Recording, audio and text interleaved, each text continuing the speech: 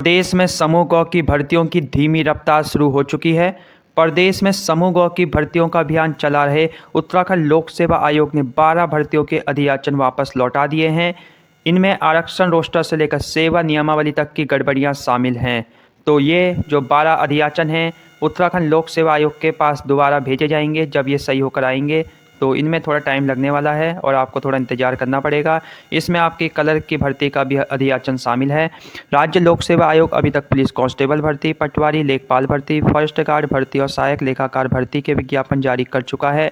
28 अक्टूबर को आयोग को सहायक लेखाकार और लेखा परीक्षक के कुल 891 पदों के लिए भर्ती का विज्ञापन जारी करना था, लेकिन इनमें से केवल सहायक लेखाकार के 661 पदों पर ही विज्ञापन जारी हो पाया, क्योंकि अधियाचन में गलतियां थी और उसको विभाग के पास दोबारा सही करने के लिए भेज दिया, जिसमें आरक्षण संबंधी गलतियां हैं और सेवा नियमावली संबंधी गलतियां शामिल हैं। तो इसी प्रकार जो 12 भर्तियां होने वाली है उनके अधियाचन भी वापस भेज दिए गए हैं।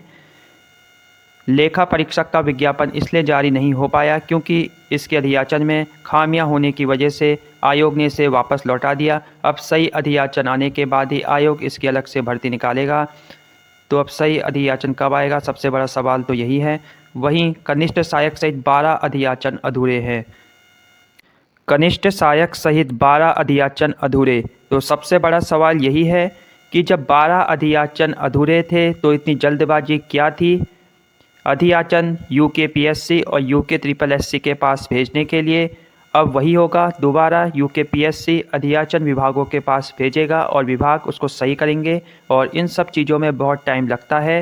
तो सरकार को, शासन को और आयोग को और विभागों को पहले ही ये सब चीज़ें अपनी परफेक्ट करनी चाहिए, नहीं तो हर बार की तरह इस बार भी भर्तियां लेट होने वाली हैं, क्योंकि 12 अधियाचन अधूरे हैं। इन अधियाचनों को सही करने में टाइम तो लगेगा ही।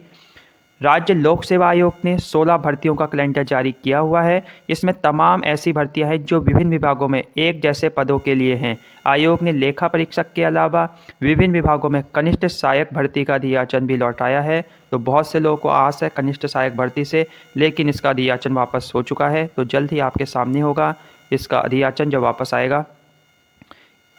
इसमें कुछ कमियां हैं जिन्हें इन विभाग को दूर करना होगा। कनिष्ठ सहायक भर्ती का विज्ञापन इसी महीने के अंतिम सप्ताह में जारी होना है। तो क्या हो पाएगा इस महीने के अंतिम सप्ताह में ये विज्ञापन, देखने वाली बात होगी। इसके अलावा विभिन्न विभागों में पर्यावरण पर्यवेक्षक, प्रयोगशाला सहायक, मानचित्रकार, प्रारूपकार, अन्वेषक, सहायक सांख्यिकी अधिकारी, गन्ना पर्यवेक्षक, राज्य दुग्ध पर्यवेक्षक, बागान पर्यवेक्षक, कई अधियाचन किसी न किसी वजह से अधूरे हैं। आयोग ने कुल मिलाकर 12 प्रस्तावों को विभागों को वापस लौटाया है। तो 12 भर्तियों के विज्ञापन वापस लौटा दिए गए हैं। इस तरह की कमियां हैं इनमें। राज्य लोक सेवा आयोग के पास भर्तियों के जो प्रस्ताव पहुंचे हैं उसमें ज़्यादातर आरक्षण संबंधी गलतियां शामिल हैं।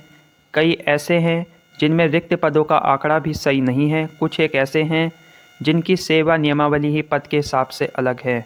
तो सबसे बड़ा सवाल यही है कि इतने गलत अधियाचन यूकेपीएससी या जो हमारा यूके ट्रिपल एससी था उसके पास क्यों भेजे जाते हैं और क्यों भेजे जाते थे, जिस कारण हर बार भर्तियां लेट होती हैं और जो छात्र हैं उनका समय खराब होता है इन चक्करों में। अधीनस्थ सेवा चयन आयोग से सीधे ट्रांसफ़र हुई हैं भर्तियां।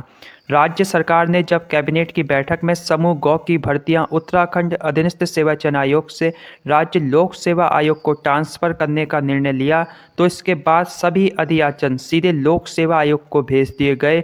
इसमें से तमाम अधियाचन ऐसे थे जिनका अधियाचन पूरा नहीं था, उसमें किसी न किसी प्रकार की गलतियां पाई गई है। ऐसा इसलिए हुआ क्योंकि यूके ट्रिपल एससी के पास जो अधियाचन आए थे और बाद में जो यूके पीएससी के पास ट्रांसफ़र हुए, उन अधियाचनों का यूके ट्रिपल एससी ने सही से अध्ययन नहीं किया था और उनकी जो कमियां थी उनको बाहर नहीं निकाला था और जल्दबाजी में यूके पीएससी के पास भेज दिया था।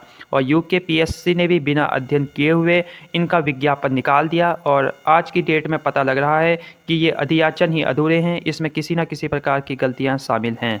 तो इस प्रकार की जो ये व्यवस्था चल रही है ये बहुत ही ख़राब व्यवस्था है। सरकारी अधिकारियों, कर्मचारियों को इसका ध्यान देने की ज़रूरत है। आज भी कई विभागों की सेवा नियमावली आयोग के लिए बड़ा सिरदर्द बनी हुई है। हालात ये है कि विभिन्न विभागों में समय पर इन नियमावली को अपडेट नहीं किया जाता है। किस पद के लिए कौन सी क्वालिफिकेशन है, जो 15 साल पहले थी वो भी आज ही है। आज इससे जुड़े तमाम नए पाठ्यक्रम आने के बावजूद विभाग उसी पर चल रहे हैं। हाल ही में पीसीएस परीक्षा में ऐसा मामला सामने आया जब उम्मीदवारों से डिप्लोमा मांगा गया था, लेकिन यहां उस विषय से पोस्ट ग्रेजुएट उम्मीदवार रिजेक्ट हो गए थे। तो जो भर्ती थी पीसीएस की उसमें डिप्लोमा मांगा गया था, जबकि जो उम्मीदवार थे उनके पास पोस्ट ग्रेजुएशन की डिग्री थी। तो यहाँ पोस्ट ग्रेजुएशन बड़ा हुआ, डिप्लोमा छोटा हुआ, लेकिन लास्ट में पोस्ट ग्रेजुएशन वाले छात्रों को बाहर कर दिया गया क्योंकि विज्ञापन में डिप्लोमा लिखा हुआ था। तो इस प्रकार की गलतियां हैं। तो सेवा नियमावली चेंज नहीं होने से छात्रों को बहुत नुकसान होता है, क्योंकि 15 साल पहले और आज के समय में बहुत बदलाव हो चुका है चीज़ों में, एजुकेशन में। हाई कोर्ट के आदेश के बाद इन सभी उम्मीदवारों को इस पद के लिए क्वालिफाई मान लिया गया। तो बाद में ये सभी छात्र हाई कोर्ट गए और वहाँ से इन उम्मीदवारों को इस भर्ती में शामिल कर लिया गया।